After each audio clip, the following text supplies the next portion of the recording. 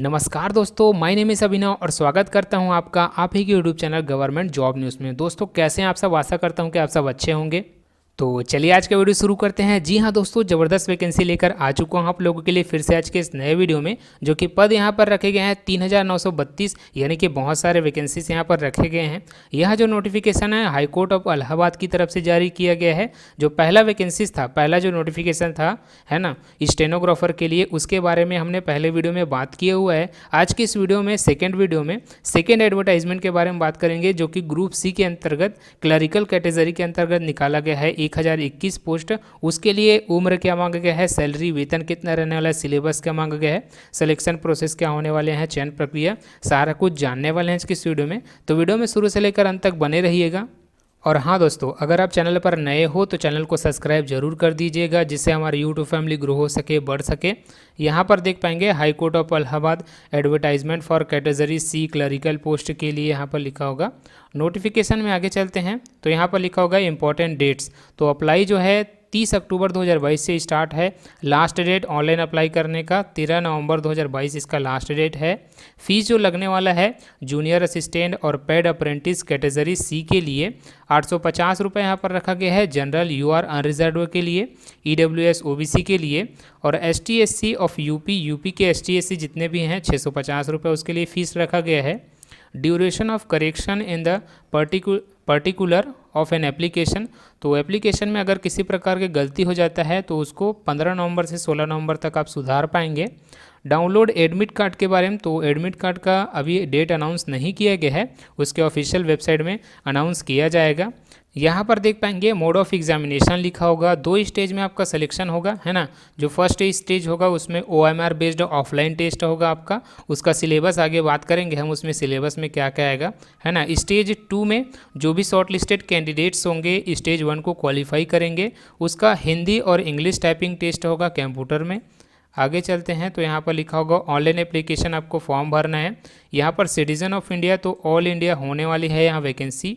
Clerical है ना category यहाँ पर लिखा होगा। अप्रेंटिस पोस्ट और जूनियर असिस्टेंट के लिए जो ऑनलाइन एप्लीकेशन होगा, यहाँ पर देख पाएंगे केवल एक व्यक्ति, जो एक कैंडिडेट है, केवल एक बार अप्लाई कर पाएगा इसके लिए, और ऑनलाइन ही एक्सेप्ट किया जाएगा इसका एप्लीकेशन फॉर्म। कोई भी अदर मोड में एक्सेप्ट नहीं किया जाएगा, ये लिखा हुआ।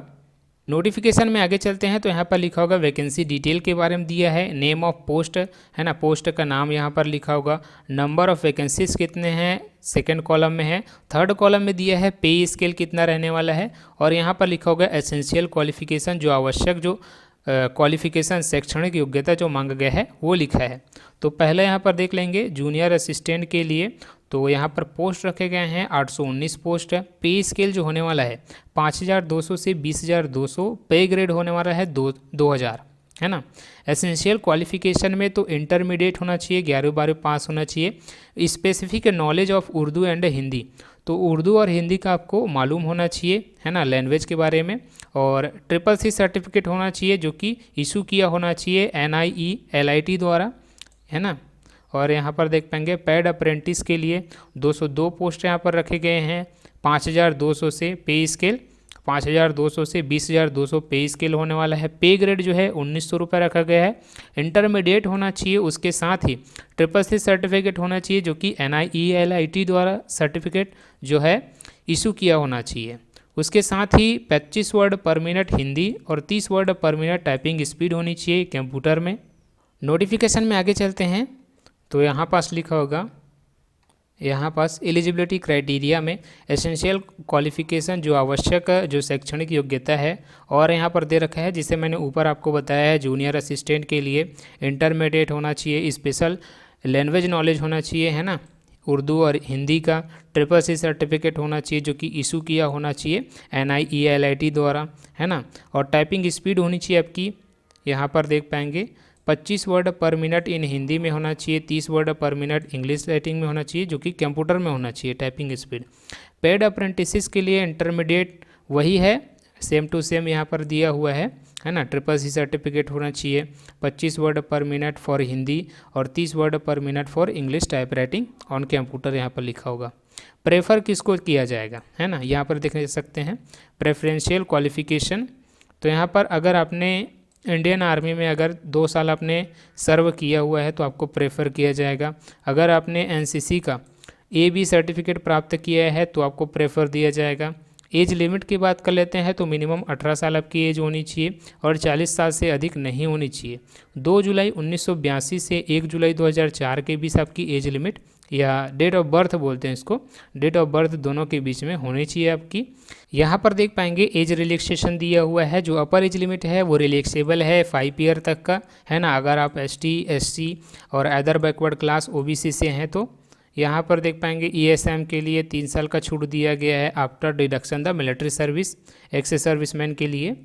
और नोटिफिकेशन में आगे चलते हैं तो यहाँ पर लिखा होगा सिलेक्शन प्रोसेस, है ना। सिलेबस और मोडालिटीज़ यहाँ पर लिखा होगा। यहाँ पर 2 स्टेज में होगा आपका सिलेक्शन। पहला जो स्टेज होगा उसमें रिटन एग्जामिनेशन होगा, है ना, OMR बेस्ड।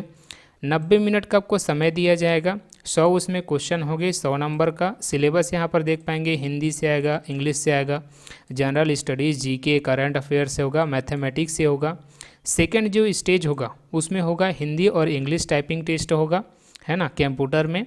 25 वर्ड पर मिनट फॉर हिंदी के लिए होनी चाहिए, है ना। 30 वर्ड पर मिनट आपकी टाइपिंग स्पीड होनी चाहिए इंग्लिश में। 25 नंबर का होगा, 25-25 का, जिसमें आपको 10 नंबर मिनिमम क्वालिफाई करने के लिए लाना होगा। यहाँ पर जो रिटन एग्जामिनेशन होगा, लिखित परीक्षा जो होगी, उसमें नेगेटिव मार्किंग सिस्टम नहीं है ना।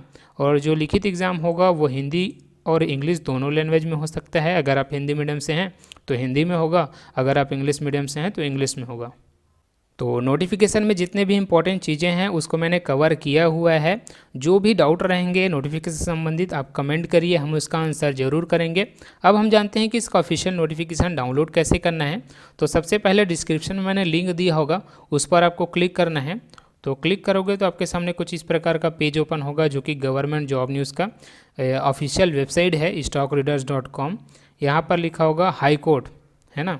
यहाँ पर लिखा होगा high court recruitment, Allahabad high court recruitment 3932 post के लिए पार्ट 2, इस पर आपको क्लिक करना है ना। क्लिक करने के बाद इसका डिस्क्रिप्शन खुल जाएगा। डिस्क्रिप्शन ओपन होने के बाद आपके सामने कुछ इस प्रकार का इंटरफेस दिखेगा। यहाँ पर लिखा होगा डाउनलोड ऑफिशियल नोटिफिकेशन, इस पर आपको क्लिक करना है। जैसे ही क्लिक करोगे उस पर तो आपके सामने कुछ इस प्रकार का पेज ओपन होगा। यहाँ पर लिखा होगा रिक्रूटमेंट नोटिफिकेशन हाई कोर्ट, यहाँ पर लिखा होगा, इस पर आपको क्लिक करना है। क्लिक करोगे तो आपके सामने कुछ इस प्रकार का पेज ओपन हो जाएगा, कुछ इस प्रकार दिखेगा आपको। यहाँ पर सेकेंड नोटिफिकेशन में जाना है ना। Detail advertisement for group C post यहाँ पर लिखा होगा, इस पर आपको क्लिक करना है। तो यहाँ पर ये जो पेज है वो ओपन होके आ जाएगा। जो नोटिफिकेशन है कुछ इस प्रकार से दिखेगा। यहाँ पर देख पाएंगे ऑफिशियल जो नोटिफिकेशन है कुछ इस प्रकार का दिखेगा। यहाँ पर लिखा होगा हाई कोर्ट ऑफ अहमदाबाद, है ना। Advertisement for category C clerical post के लिए यहाँ पर लिखा होगा। और जूम करके मैं दिखा देता हूँ आपको। ये वही नोटिफिकेशन है जिसे मैंने आपको डिटेल में बताया हुआ है अभी। तो आज के लिए बस इतना ही। आशा करता हूँ कि मेरा प्रयास आपको अच्छा लगा होगा। वैकेंसी से संबंधित जो भी डाउट रहेंगे आप कमेंट करिए, हम उसका आंसर ज़रूर करेंगे। और हाँ दोस्तों, इसी प्रकार के हम नोटिफिकेशन और अपडेट्स लाते रहते हैं एजुकेशन से संबंधित, तो आप हमारे चैनल को सब्सक्राइब जरूर कर लीजिएगा। Thank you for watching this video.